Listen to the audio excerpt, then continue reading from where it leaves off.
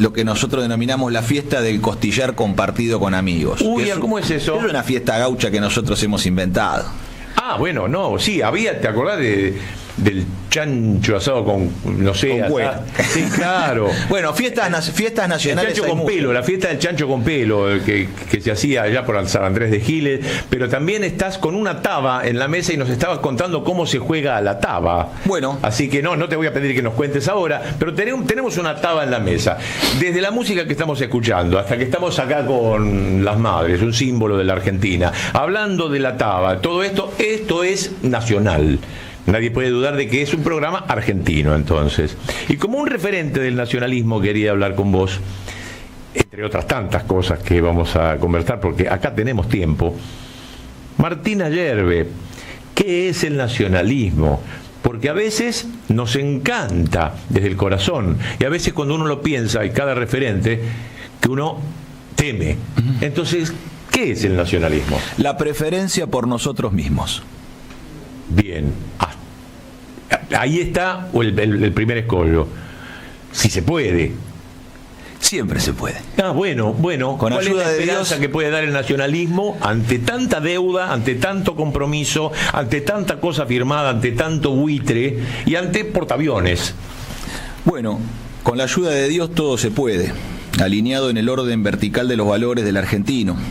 Entonces el nacionalismo es cuando un pueblo que está unido en torno a una serie de valores que lo constituyen, a diferencia de una sociedad que está regida por un contrato y que es de raíz inglesa.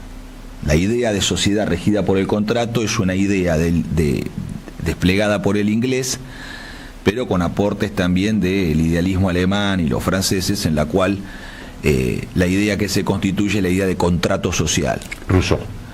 Y la idea perversa del inglés de que el hombre es el lobo del hombre y que por eso debe ceder su libertad a un leviatán, que sería un contrato y un ordenamiento de un contrato social por el cual el hombre, imagínese el hombre que nace, que nada ha hecho hasta este momento y se ve compelido a estar dentro de un contrato con el cual nadie le consultó si estaba de acuerdo o no. Entonces, esto tiene una idea que la sustenta a su vez, que es la concepción que dicta Immanuel Kant, que es nuestro mayor enemigo, porque es el que manifiesta que hay tres enemigos a destruir para llevar adelante el proyecto de la Ilustración y el Iluminismo, que es la Revolución Francesa en adelante, pero empieza un poco antes y continúa. Pero se puede señalar en la Revolución Francesa también fuente de los males que nos acosan a los seres humanos en este mundo, que es, determina como enemigo la verdad, la autoridad y la tradición. Entonces, si se determina así, él se vuelve un hostis de nosotros. Un hostis, porque hay tres formas de convivir. Amicus, los que podemos ser amigos y nos brindamos amistad, y a partir de ahí, con base en el respeto, buscamos la justicia y poder alcanzar la paz. Pero si no hay respeto, no habrá justicia, y si no hay justicia, que no haya paz. No la queremos. Entonces, el otro campo es el inimicus, que es el no amigo, pero nosotros vulgarmente decimos enemigo, pero es el no amigo, es con el cual no tenemos amistad, pero tampoco tenemos hostilidad. Más hay un tercero, que es el hostis, que es el que busca intentar que cese nuestra existencia, tanto sea por la desaparición física de la persona o porque se lo oprime y se lo somete para que existencialmente no pueda ser. Eso vendría, la raíz de hostil sería. Entonces, nosotros buscamos ser amigos. Si no podemos ser amigos, ser inimicus, no amigos. Y buscamos que el que es hostis cese en su hostilidad. Que ese es el ideario del argentino, porque somos profundamente cristianos y nosotros creemos en la misericordia y creemos en que en la piedad y en la caridad está la manifestación del corazón del criollo, que su máxima expresión es la gauchada, ¿no? Donde se resumen las virtudes teologales y cardinales del ser.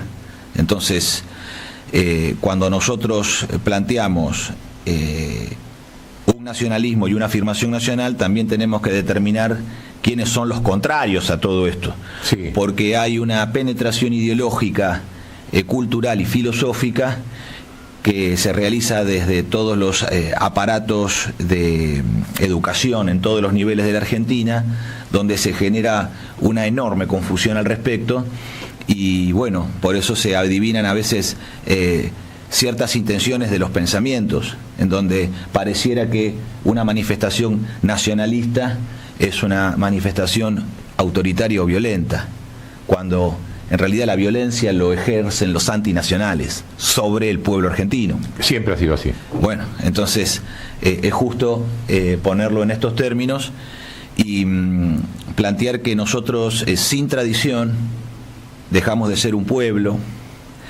sin verdad, sin búsqueda de la verdad, sin lucha por la verdad, nos alejamos profundamente de Dios y sin autoridad no hay orden jerárquico de las cosas.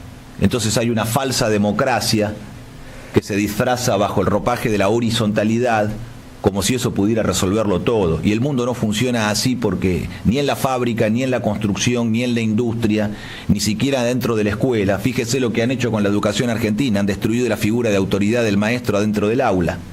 Entonces hay que consultar con los alumnos a ver si están de acuerdo con lo que el maestro plantea, e incluso si el maestro tiene alguna medida disciplinaria, tiene que ser consensuada con el alumno. ¿Dónde se ha visto? La patria no se hizo así. Y los que venimos de la escuela fábrica, de la formación técnica más dura y más exigente de la Argentina, pudimos alcanzar entendimiento, discernimiento para poder desarrollarnos en la industria, porque la escuela nos preparó de tal manera que nos convirtió casi en oficiales.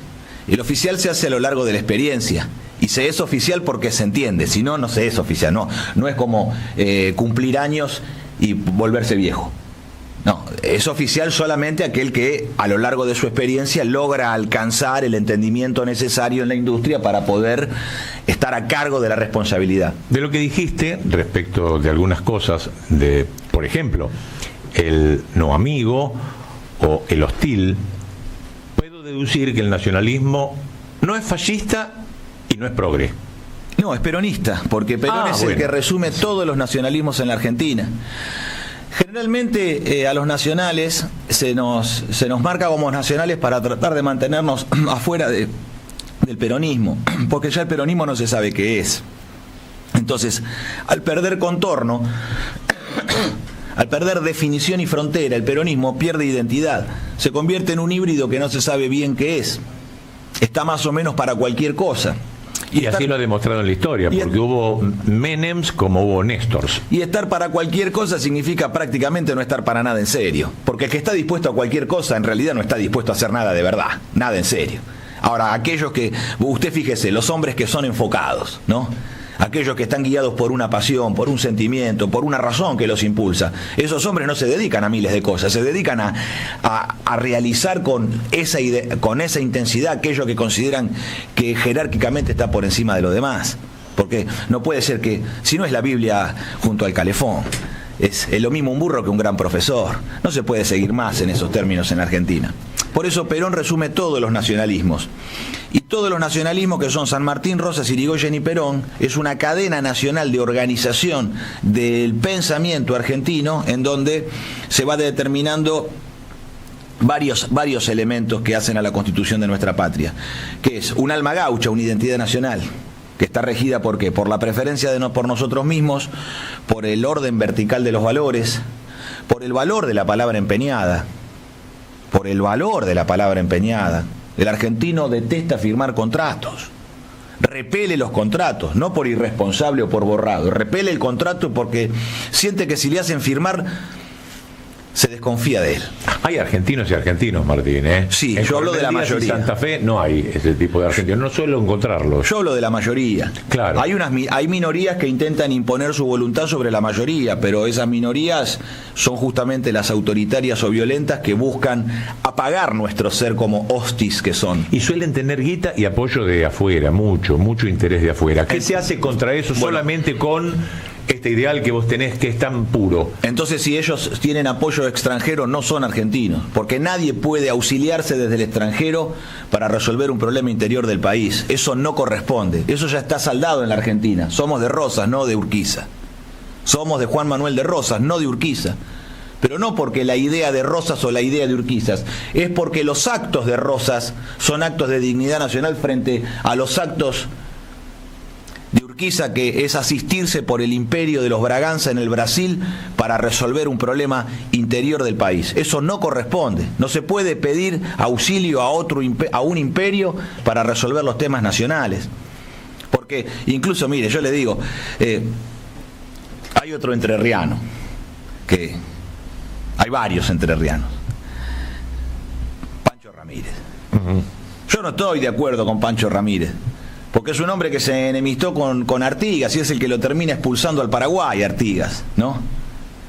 Pero hay una samba que escribió Grinberg y que le puso la música a Eduardo Falú, que se llama La Delfina.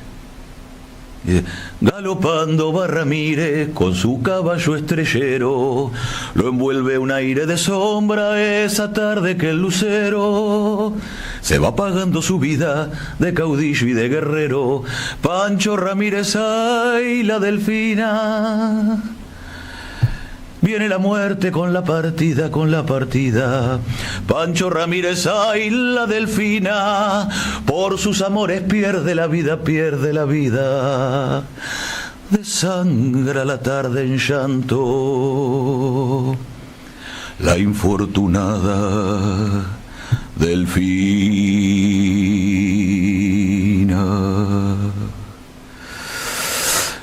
Pancho Ramírez toma cautiva, es un arte criollo que hay que practicar.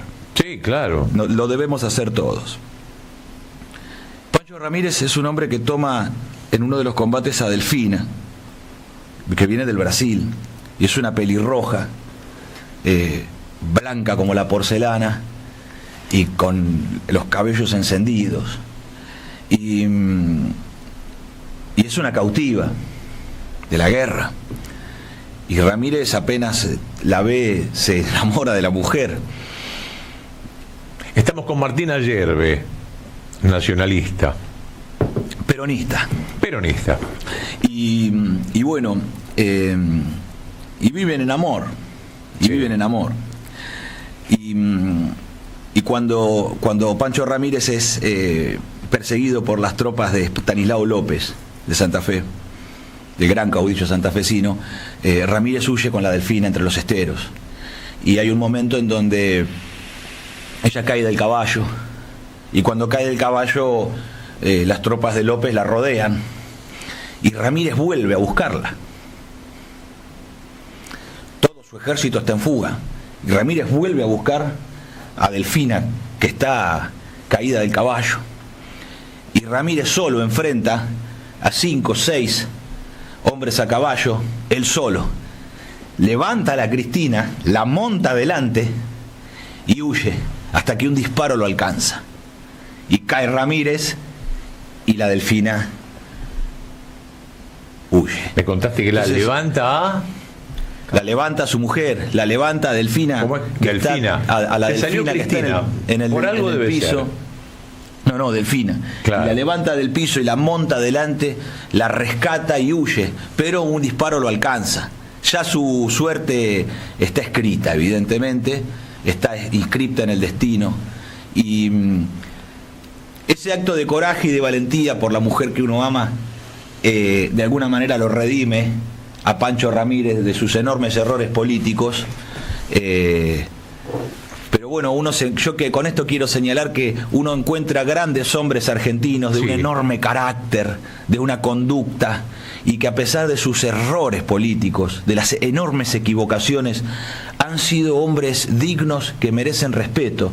Entre esos argentinos tiene que haber respeto, más aquellos que se asisten de los poderes externos, de las embajadas extranjeras, para dirimir conflictos internos, o son meramente empleados de las embajadas, como digamos que el conjunto de la clase política de la dirigencia argentina, no merecen nuestro respeto y no merecen más que combatirlos hasta derrotarlos. Don Ayerbe, escúcheme una cosa, de todos estos que me nombra, Moreno terminó envenenado, Belgrano abandonado, San Martín en el exilio con peligro de muerte, le abrían las cartas, lo amenazaron, Sarmiento también en el exilio, por un lado y por el otro te voy a encontrar personas, Irigoyen derrocado y denostado, muerto de hambre, y también Perón en el exilio, bombardeo en la Argentina, Cristina casi la matan y además tiene causas increíbles que todavía siguen en la justicia.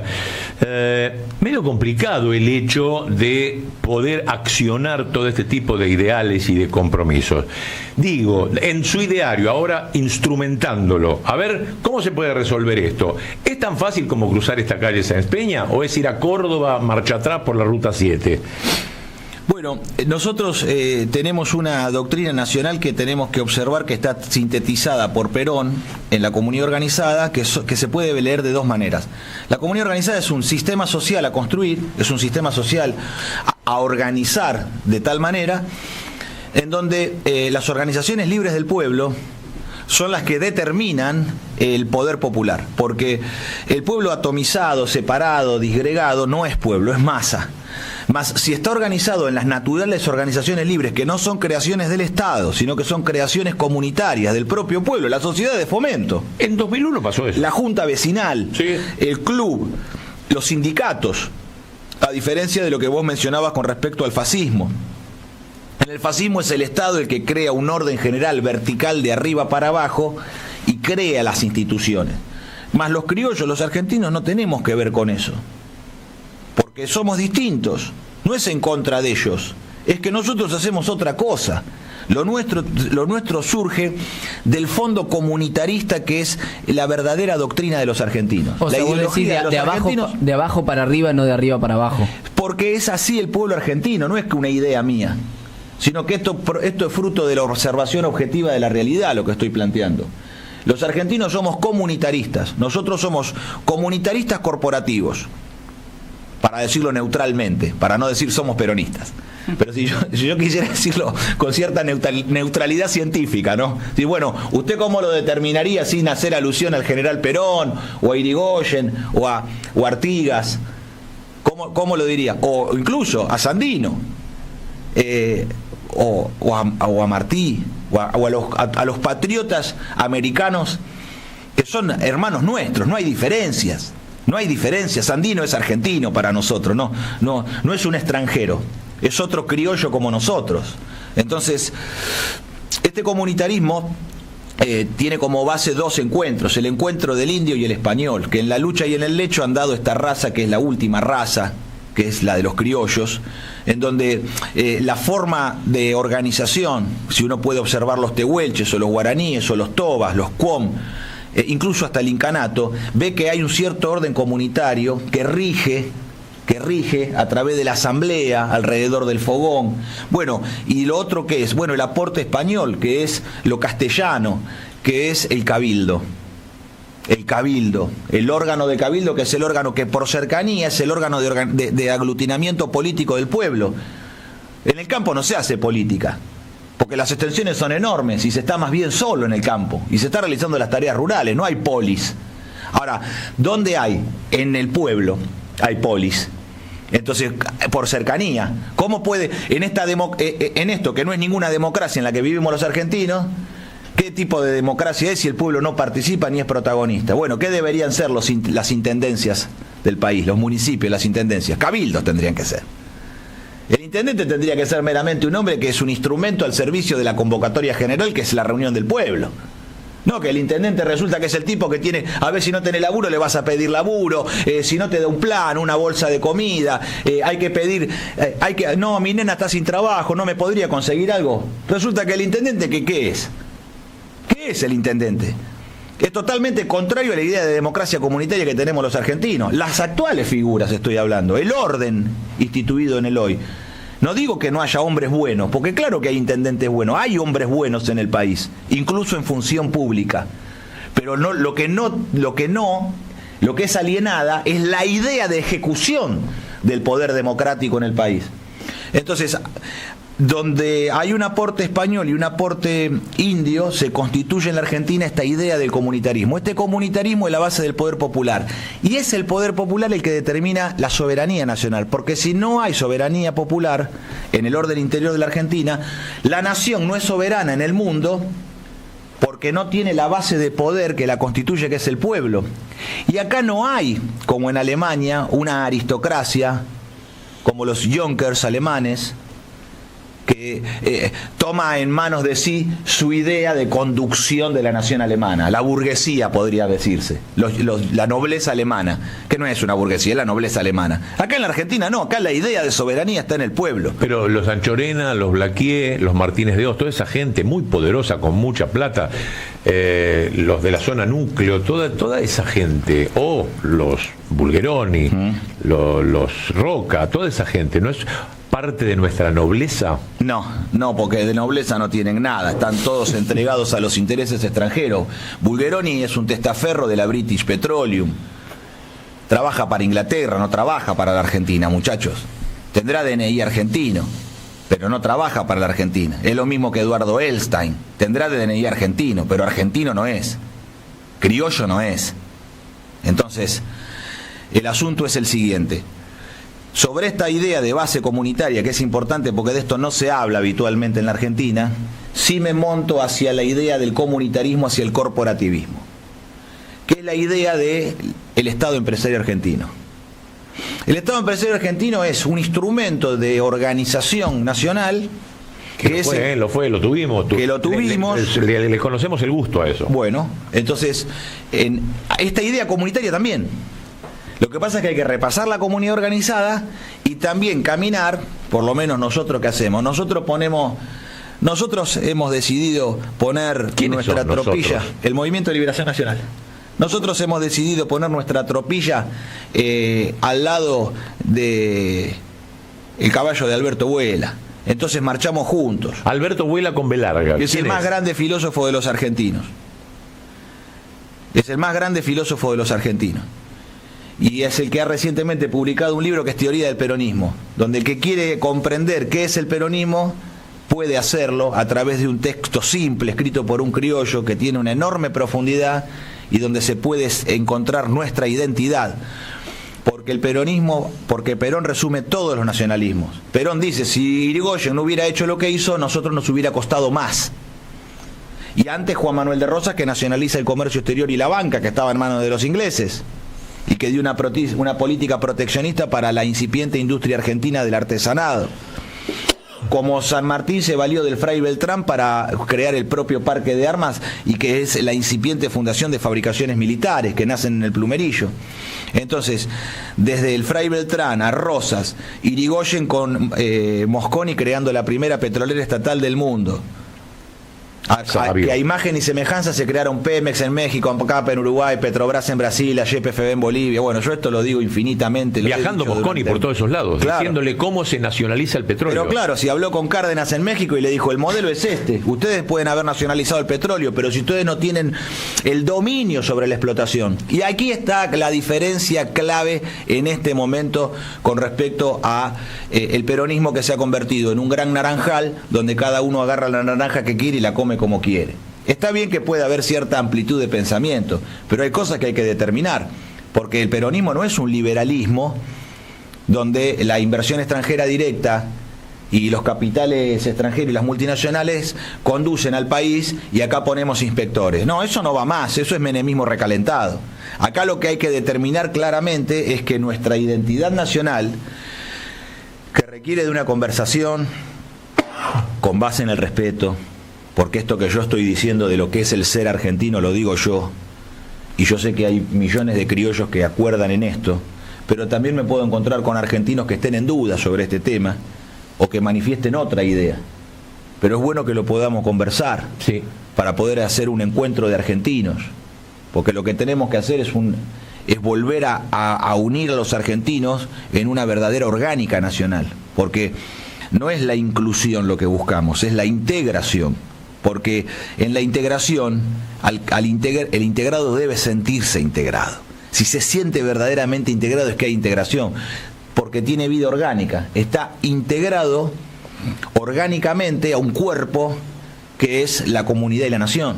Entonces, el Estado empresario argentino viene a ser el aparato, el instrumento de los argentinos, que esto lo define Arturo Sampay cuando tenía menos de 30 años, y que nos dio esa organización que se llama Constitución del 49, que tiene como base un congreso de filosofía. Se realizó un congreso de filosofía, fue el hecho cultural más importante del todo el siglo XX en el mundo. En el mundo. No hay un evento cultural de mayor trascendencia que el Congreso de Filosofía. De ahí sale la comunidad organizada, digamos, fue en Mendoza. De ahí sale la comunidad también organizada. Heidegger no pudo venir porque estaba en la Alemania ocupada por los franceses y los franceses lo querían castigar. Sí. Como no tienen filósofos de fuste los franceses y en el fútbol son segundos, no querían que Heidegger viniera a la Argentina, así que lo castigaron, pero mandó a un hombre de él, Heidegger. Mandó un hombre de él con una carta y a participar con un trabajo. Y el hombre, cuando estaba yendo por el tren hasta Mendoza, porque en ese momento se llegaba, en los tiempos de Perón íbamos en tren a Mendoza. Sí, claro. Bueno. No, digo por cómo estamos ahora, ¿no? Sí. 50 años de decadencia nacional. Mi abuelo manejaba el Cuyano. 50 años de decadencia nacional. Teníamos flota mercante, querido. Bueno, evidentemente Eso es un tema muy tuyo, pero espera que Valentín te quiere preguntar algo. No, a ver, en estos momentos donde el nacionalismo parece que cada persona puede autopercibirse nacionalista de acuerdo a lo que crea, te hago una pregunta. Roca, para vos, ¿entra en el nacionalismo o no? Sí, claro que sí. Claro que sí, ¿por qué? Porque con Roca está el teniente coronel Riccieri. Y el teniente coronel Riccieri es el hombre que crea el servicio militar obligatorio. Y desde esa manera se crea el ejército profesional y nace el ejército argentino. No es que nace ahí el ejército argentino, nace con el general San Martín. Es más, nace con Liniers. Lo que pasa es que Liniers en la reconquista contra los ingleses, eso es el pueblo en armas. Porque no había ejército de línea. Ese es el verdadero pueblo en armas. Por eso es el más grande héroe argentino, Liniers. Que hay que reivindicarlo porque, claro, después viene San Martín, entonces Liniers parece que fuera poco. Pero es lo mismo que Dorrego. Frente a la figura de Rosas, Dorrego queda pequeño, pero no queda pequeño Dorrego, porque ¿por qué lo matan a Dorrego? Porque Dorrego era Rosas. Pero la providencia nos dio a Dorrego y a Rosas, entonces se pudo seguir. Pero el hombre era Dorrego. Entonces, con esto no es achicar a nadie. Pero no podemos nombrar a todos, porque son muchos. Y a eso voy con que esta patria es prolífica de héroes y de valientes. ¿Pero considerarías héroe a Roca? Lo que manifiesto es que con Roca tenemos varias cosas para observar. Primero, que Riccieri crea el servicio militar obligatorio y el ejército a partir de ese momento se constituye en un organismo de la República, en una institución de formación del carácter del argentino. Eso es muy importante. Fíjese que incluso don Hipólito Yrigoyen le debe la elección a Riccieri. Porque cuando va a elección, Riccieri dice, no, el padrón político está amañado, quiero ir con el padrón del ejército, porque es el único padrón en el cual podemos confiar, porque ahí están registrados los varones mayores de edad. La mujer no votaba en esos tiempos. Entonces, el padrón del ejército, el servicio militar obligatorio, se constituye en el padrón con el cual Irigoyen puede ganar la elección, porque el otro padrón, el padrón político, estaba amañado, votaban hasta los muertos. Entonces, fíjese usted qué importancia el haber adquirido además la formación prusiana, la formación militar prusiana y la tecnología alemana. Y la idea de que el ejército tiene que producir su propio sistema de armas y por eso tiene que tener un desarrollo industrial. Entonces, militar. A partir de allí, con el gobierno de Roca, de cada 4 ingenieros que se recibían en la época, un ingeniero era de las Fuerzas Armadas. Y ese es el semillero del cual después viene Mosconi. ¿Por Porque Mosconi es un hombre que es radical, pero que se forma en esa escuela militar que funda Riccieri con Roca.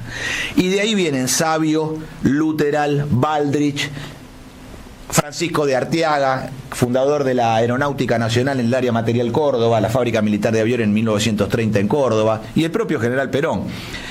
Y además hay que observar otra cosa. ¿En qué tiempo operó el perito Francisco Pascasio Moreno? Moreno, el perito Moreno no es un bicho que yo quiera mucho, le puedo decir. Porque tenemos línea parte... de frontera en el sur gracias a él. Sí. Tenemos el hito en el río Turbio. Pero era un esbirro. Tenemos hasta el río mata Turbio. Zurdo, mata anarquista. Formaba parte de un núcleo de gente bastante jodida, el perito Moreno.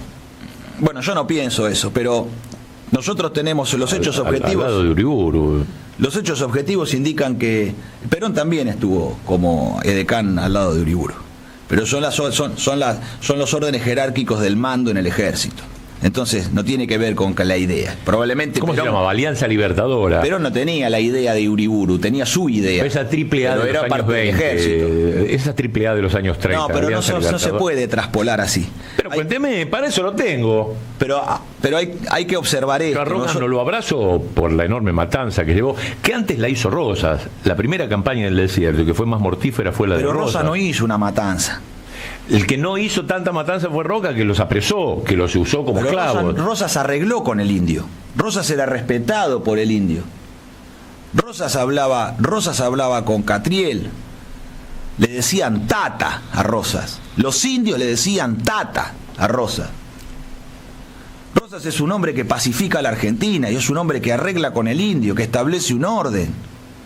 Lo que pasa es que después lo que no se quiere aceptar desde el pensamiento progresista en la Argentina es que nosotros tenemos una invasión de araucanos que vienen de Chile, que vienen con otros intereses y que están pagos y armados por los ingleses, con fusiles y pólvora inglesa, desde el Pacífico, para dividir la Argentina y ocupar la Patagonia por parte de los ingleses. Entonces, hay una leyenda negra, como hay tantas en el país. Hay leyenda negra de Perón, hay leyenda negra de Irigoyen, hay leyenda negra de Roca, hay leyenda negra de Rosas. Escúchame, nosotros en La Matanza, en los profesorados donde se forman a los docentes en La Matanza, capital nacional del peronismo, en La Matanza, en los institutos de formación y en las escuelas secundarias, los que forman a los docentes, los profesores que forman a los que van a ser profesores, hoy están bajando línea de que Rosas es un tirano. En La Matanza, esto no se puede permitir. Por eso estamos como estamos. Porque se pierde la idea de nación diciendo cualquier cosa. Entonces, ¿y dónde queda San Martín entonces? No, y también hay una leyenda negra de San Martín que dicen que San Martín era masón. Entonces, ¿el inglés qué quiere? ¿Pero no formaba parte de la logia Lautaro? ¿No viene desde Inglaterra? No, yo entiendo que no. ¿Pero vos entendés o sabés que no? ¿Entendés o lo filosofás, lo craneás? Pero claro, lo pienso. Todos los testimonios. Lo pienso y mi entendimiento me dice, y me hace pensar una cosa también. El intento de San Martín es un intento de independencia y de unidad continental. Sí, como de Bolívar, ¿no? Los que después terminan dividiendo el continente son otros. Pero San Martín es un hombre nacional, no es un agente inglés. Entonces, vos fíjate una cosa, a mí me dicen, Martín, no hables del peronismo porque el peronismo está desprestigiado. Entonces no hables de Perón. Sí, pero Perón, no, los que vinieron después son los que hicieron que el pueblo argentino rechace el peronismo. No hables de Irigoyen por la Semana Trágica. Pero Irigoyen nos da el mayor acto de soberanía nacional, que es la creación de YPF. Es el dominio del petróleo, es un modelo continental. Hay que ver ese gran hecho, que es un hecho. Este es el único continente donde el petróleo está bajo dominio del Estado nacional. Porque todo el petróleo en el mundo es todo privado de los grandes consorcios, de las mafias petroleras internacionales, desde la familia Rockefeller en adelante. Y hay una leyenda negra sobre Rosas también, sí, que dicen que es un tirano, y una sobre San Martín, que dicen que es agente inglés. Entonces, eran los Martínez de Dios y los Anchorena, ¿no? La mazorca de... ¿Qué es lo que ocurre? Rosas. ¿Qué es lo que ocurre con esto? Es que si uno negara a Perón, a Irigoyen, a Rosas, a San Martín, quedaríamos totalmente vacíos, sí, y me llevarían al punto en el cual, en un momento, Martín, no hables de Cristo porque no hay que mezclar religión con política. No, claro, entonces quedo como una naranja exprimida, totalmente vaciado, que es lo que quiere el inglés de nosotros. Hablemos de que no tengamos tradición, que no tengamos identidad nacional. Y hago una pregunta, el argentino nacionalista, ¿tiene un deseo de expansión o es simplemente quedarnos con lo nuestro que somos felices? No, nuestro nacionalismo es un nacionalismo iberoamericano. Nuestro nacionalismo es de patria grande, es un nacionalismo de grandes espacios. Y esos grandes espacios no es un nacionalismo imperialista que busca someter y conquistar, como es la idea anglosajona. Claro. Esa es la idea de anglosajona. La idea nuestra, ¿qué es? Nosotros constituimos una ecúmene. ¿Esa ecúmene por qué está asignada? Bueno, por una tradición, una herencia que a nosotros nos constituye. Nosotros, como dije, en la lucha y en el lecho, entre indios y españoles, hemos creado la raza que somos los criollos. Ahora, ni leyenda rosa ni leyenda negra, pero hay que saber justipreciar que ahí se constituye lo que en México se llama charro, Montubio en Ecuador, llanero en Colombia y Venezuela, guaso en Chile, boricua en Centroamérica y gaullo en Río Grande del Sur. Aquí se dice gaucho, pero el arquetipo es el mismo. Un llanero venezolano, las pilchas que usa lo hacen más parecido a un cowboy norteamericano, porque usan jean, botas en punta y sombrero ancho. Pero son tan gauchos como nosotros. Yo los conozco. Yo estuve en el llano venezolano conociendo a los hombres de la tierra, de donde venía Chávez, que Chávez era un hombre del llano, llanero, no de la costa, era llanero, del interior, del campo venezolano. Bueno, yo estuve viviendo con esos hombres, estuve viviendo con las familias llaneras, son como nosotros. Lo mismo los mexicanos, los charros. Entonces, aquí pero estuvimos cerquita, Martín, en la época de Chávez, en la época de Evo, en la época de Néstor, estuvimos cerquita de todo eso. Voy a decir qué faltó, porque ahí está la idea de cómo nosotros tenemos que unir el continente.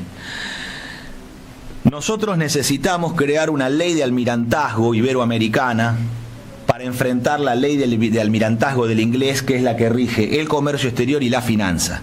Generalmente... De almirantazgo. Sí, generalmente se tiende a hacer una exacerbada mención y crítica hacia el tema de la finanza, de que acá no se puede hacer nada porque la ley de entidades financieras de Martínez de Oz que no nos deja. No, eso no es así.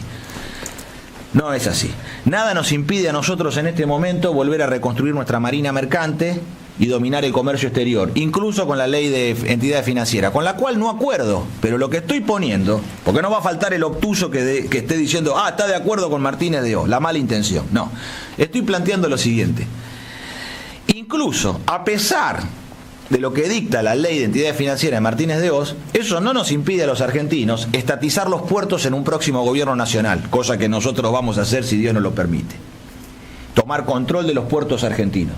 Con eso vamos a cortar el contrabando, que ya está en el orden del 50% de la producción. Ya esto llegó a un límite en el cual no se puede tolerar más. Por otra parte, el dominio de los puertos permite el acopio y que el Estado argentino, a través de un Instituto Argentino de Promoción del Intercambio, se haga de toda la producción y la venda en los mercados internacionales mediante la flota mercante, que es el instrumento físico con el cual se realiza el comercio exterior. Esto nosotros tenemos tenemos esquema de financiamiento y tenemos esquema de mercado, porque hay un mercado de fletes, pero está en manos de las multinacionales del comercio exterior. Nosotros tenemos que reservar en la mitad de las cargas, de acuerdo al derecho internacional y al derecho argentino e iberoamericano, y creando una ley de almirantazgo en la cual nosotros, desde México, en el Mar Caribe, bajando por Venezuela y toda la costa del Brasil, la banda oriental y la Argentina en el Atlántico Sur, y por el otro lado, desde México, en Baja California en el Pacífico, bajando por Colombia, el Perú, Ecuador, Chile, hasta unirnos en el pasaje de Drake, en el mar de Oces, allí tener a 350 millas marítimas una reserva de carga dentro de una ley de almirantazgo que reserve que todo el transporte de cabotaje interior continental lo realizan buques de nuestra propia bandera. De esa manera damos un mercado de fletes marítimos a todas las marinas mercantes de todas las naciones, que se integran en una corporación supranacional regida por esta ley de almirantazgo. Cada uno tiene sus barcos, sus astilleros, su industria naval, su propia bandera flameando en proa y en popa. Sí. Pero, además que tenemos un mercado común de fletes, y ese mercado nos unifica a nosotros. ¿Y qué nos da? La unidad de todas las marinas mercantes. Reduce costos. Lo que nos da es poder, sobre todo. Sí. Nos da mucho poder porque nos permite a nosotros. La Argentina necesita cerca de 200 buques de ultramar, 140, 150 buques graneleros, unos 40 petroleros y unos 15 portacontenedores. Estamos cerca de 200 embarcaciones, lo que necesita la Argentina para mover su comercio exterior. La mitad de las cargas, la otra mitad la hace la nación con la cual se comercia. Pero a su vez, Brasil, ¿cuál es el tamaño necesario de una flota mercante del Brasil? Cerca de 400 embarcaciones. Pero hay otras naciones, como en el caso de Bolivia, en que dado que su mayor exportación en toneladas, no en dinero, en toneladas es el gas, físicamente se le vuelve imposible a Bolivia tener una marina mercante porque no necesita más de 10 barcos. Y tener 10 barcos en el globo, en el mundo, se tarda tanto en completar la bodega que no tiene sentido. No se hace a tiempo, porque vos tenés que esperar hasta cargar el barco y que el flete sea económicamente eficiente. ¿Cuánto tiempo tenés que esperar para llenar el barco? Entonces, pero Bolivia, con sus 10 barcos integrados con la Marina Mercante Argentina de 200 embarcaciones y la de Brasil de 400, y sumamos a Chile, sumamos a Perú, a Venezuela y a Colombia, ¿qué ocurre con esto? Nosotros tenemos una Marina Mercante que va a estar por encima de las 1.500 embarcaciones. 1.500 barcos, bajo una ley de almirantazgo iberoamericana, dan un poder continental en el intercambio, donde además nos va a ir obligando a todos los países de la patria grande a determinar el comercio internacional, a determinar los precios de nuestros productos, cuánto vale la tonelada de trigo, cuánto vale la tonelada de maíz, cuánto vale la tonelada de carne, cuánto vale la tonelada de acero, cuánto vale. Entonces, de esta manera, ¿qué hacemos nosotros? Desde la unidad del comercio exterior iberoamericano, protegemos la producción nacional a través de la defensa de los precios en el intercambio. Esta idea de nacionalización del comercio exterior tiene como antecedentes la flota mercante del Estado de Perón, que luego se la denominó Elma, pero le cambiaron el nombre. Frondizi le cambia el nombre, pero en realidad la creación es de Perón. Es como Somisa, que la crea Perón, no la crea Frondizi. Frondizi corta la cinta, no hace nada. El que hace es Perón. Entonces, con eso nosotros, ¿qué tenemos? Un instituto de promoción del intercambio para realizar la operación comercial, pero el instrumento físico, que es la Marina Mercante, que además se integra continentalmente. Esto a nosotros nos da un poder armatorial y permite que todos tengamos astilleros y que todos fabriquemos con una única tecnología, porque es más conveniente que unifiquemos la tecnología y que todos fabriquemos lo mismo. Y lo mismo es en la Marina de Guerra, porque teniendo una Marina Mercante que le da trabajo a los astilleros pueden destinar tiempo y trabajo y recursos a construir la Marina de Guerra que defienda esa Marina Mercante y el recurso ictícola de nuestro continente. Suena apasionante, pero bueno, se nos va el tiempo, pero suena muy apasionante. La anteúltima. Bueno, ¿por qué tenemos o hemos tenido en el poder no nacionalistas, tanto cipallismo, tanta venta, tanto lo contrario a lo que vos estás hablando? ¿Por qué esto no se hizo? ¿Por qué no existe? ¿Por qué no se concretó en el voto? Lo contrario, claro.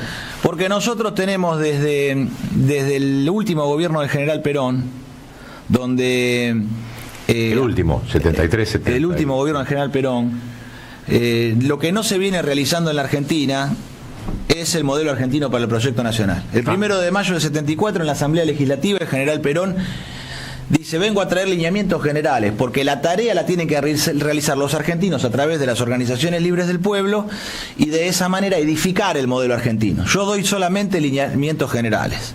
Entonces, Nosotros, después de 50 años, hemos lanzado los consejos para el modelo argentino, al cual invitamos a todos los criollos a sumarse, a trabajar para el modelo argentino, porque el modelo argentino tiene que determinar este tipo de cosas. Esto que yo manifiesto de la ley de almirantazgo iberoamericano no se hizo anteriormente en la historia de la Argentina y del continente. Hubo uniones, pero que duraron lo que duraron. Claro. Se hizo lo que se pudo, duró lo que duró. Ahora, estamos planteando esto porque nosotros tenemos que, en el actual orden internacional en el cual la Argentina está circunscripta y la patria grande también, hay poderes que son superiores a lo que eran antes. Cuando Sampay da los fundamentos filosóficos de lo importante de tener las empresas del Estado en los sectores estratégicos, lo dice ¿por qué? Porque los grandes consorcios internacionales tienen una facturación superior a los productos brutos internos de los países, y al ser así pueden sacar y poner gobiernos a través del poder de la diplomacia del dólar, dirían los norteamericanos. Entonces, nosotros necesitamos que el Estado cumpla una tarea empresaria que pueda hacer frente a esas magnitudes mediante la propia organización industrial del país. Sí. Ese es el fundamento filosófico de Sampay en esa época, que es el hombre que escribe para Perón. Muy peronista. No es un cualquiera, es un hombre que tiene 30 años, igual que Miranda, igual que los hombres, que el Tuco Paz, el que fue canciller, eran hombres todos jóvenes de 30 años, y el Tuco Paz eso lo explicó, dijo, Perón a nosotros nos dijo que creáramos, Perón nos dio total libertad para crear y para hacer. Entonces, ¿qué se necesita ahora? Una conducción política que impulse el modelo argentino para el proyecto nacional, para un próximo gobierno nacional, y construir nosotros, porque para que no pase lo que Leo decía al principio, Perón en el exilio, Irigoyen pobre, Rosas muriendo en Southampton, el general San Martín en Francia. Bueno, nosotros tenemos que constituir otro orden de gobierno, que es el siguiente. Así como el germen de poder popular en el vínculo de argentino con argentino, a través de las organizaciones libres, edifican el poder popular desde la soberanía popular de abajo hacia arriba. Desde arriba, en el orden de conducción, nosotros tenemos que establecer que tiene que haber un Consejo Superior de Conducción Política en donde el presidente es acompañado por, a la derecha, el Estado Mayor Conjunto de nuestras Fuerzas Armadas. A la izquierda, los sindicatos, las cámaras empresarias nacionales. No vamos a sentar a las multinacionales, no vamos a sentar a Cargill y a Monsanto en la mesa. No, son los empresarios nacionales, el capital nacional, la empresa argentina, sentada en la mesa de conducción. Los filósofos, los artistas, los deportistas. Nosotros con eso tenemos una conducción de gobierno en un Consejo Superior, en donde qué interesante será ver, si Dios nos permite esta realización de argentinos, que el filósofo converse con el coronel, que la empresa del Estado Astillero Río Santiago esté conversando con la Armada y con las fábricas militares de acero para poder coordinar la provisión de chapa naval para el astillero que construye para la Armada. Y al mismo tiempo, una empresa de líneas multimodales argentinas, una ELMA del siglo XXI, que también está en conversación con la Armada, con la fábrica militar de acero, con... No todo es fábrica militar igual, o sea, vos podés tener otras fábricas. Sí, también. sí, pero las fábricas de acero argentinas han sido fábricas militares. Claro, sí. Nadie más que el ejército creó acero en el país. Entonces, si hay alguien que esté interesado, bienvenido sea, bendiciones. Pero mientras tanto, la realidad es que el acero en la Argentina lo crea el ejército. La fábrica militar de Abreu la crea Francisco de Arteaga. El petróleo, el general Mosconi. Esto hay que entenderlo porque en las Fuerzas Armadas Nacionales hay un sentido de patria y de edificación y de defensa nacional que es la de nación y pueblo en armas. Entonces nosotros tenemos que dar vuelta a una página trágica de la historia nacional y poder edificar el porvenir sin divisiones del pasado, sino lanzándonos a un movimiento de unidad nacional de los argentinos. Y esto significa de que los jóvenes oficiales del ejército argentino tengan una formación industrial y una misión en la cual ellos, a partir del despliegue de la Dirección General de Fabricaciones Militares en el campamento minero, tomemos control de la cordillera y la meseta patagónica que está en manos de los ingleses. Pero a la vez reprueben la desaparición de miles de compañeros por manos de esas mismas Fuerzas Armadas que las han manchado, ¿no? No hay ningún oficial hoy en ejercicio que haya participado de esos eventos. No, por eso. No hay. Pero no hay. Entonces no se puede. También el peronismo se encargó de que la instrucción contenga ese tipo de contenido. Pero no se puede estar sobre encima del ejército argentino señalándolo, sino que hay que darle misión al ejército, no cursos de derechos humanos. Tiene que tener misión. El ejército tiene que estar en el campamento minero, el ejército tiene que estar en la producción de acero, en la producción del sistema de armas. Y esta conducción que yo planteo es una conducción donde el presidente de la Nación, según la ley que rige el Poder Ejecutivo, la Constitución y la Ley de Defensa, el presidente de la Nación es el presidente, pero además es el comandante en jefe de las Fuerzas Armadas. Martín Ayerbe, debo despedirte, pero ha sido un gusto conversar contigo. No va a ser la última vez. Este domingo, en Magdalena, Campeonato Nacional de Taba. Este domingo a la mañana, acérquense, vengan temprano. La taba es así, es fácil de jugar, se juega con este hueso, están las canchas preparadas y la inscripción es muy sencilla. Son 5.000 pesos de inscripción, pero por 5.000 pesos nosotros le damos un ticket con el cual lo cambia por un sándwich de chorizo, un vaso de vino y una mandarina. ¡Apa! Así que imagínate.